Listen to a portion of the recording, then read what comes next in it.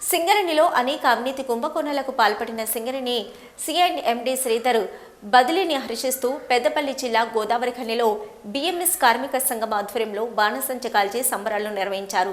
BMS రాష్ట్ర అధ్యక్షుడు యాదగిరి సత్య మాట్లాడుతూ 12 సంవత్సరాలుగా సి&ఎండిగా ఉన్న శ్రీధర్ అనేక అక్రమాలకు పాల్పడ్డారని ఆరోపించారు. గత 2 సంవత్సరాలుగా శ్రీధర్ను తొలగించాలని న్యాయ పోరాటం చేస్తున్నామని, ప్రశ్నించే నాయకులను వేధించేవారని, సి&ఎండి సింగరేణిలో అక్రమంగా కొనసాగుతున్నారని ఆరోపించారు. శ్రీధర్ అవినీతిపై సిబిఐ విచారణ జరపాలని యాదగిరి సత్తయ్య డిమాండ్ చేశారు.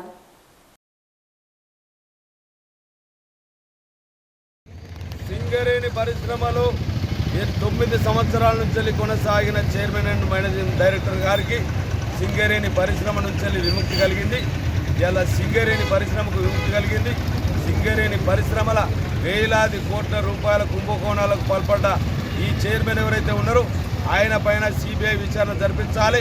మొదటి నుంచి కూడా సింగరేణి కోల్ మైన్స్ కార్మిక సంఘం బీఎంఎస్ ఇలా ఆందోళన కార్యక్రమాలు చేస్తూ ఉన్నది. గత 2 సంవత్సరాల నుంచి సింగరేణిలో జరిగిన అవినీతి పైన న్యాయ పోరాటం చేసినాం.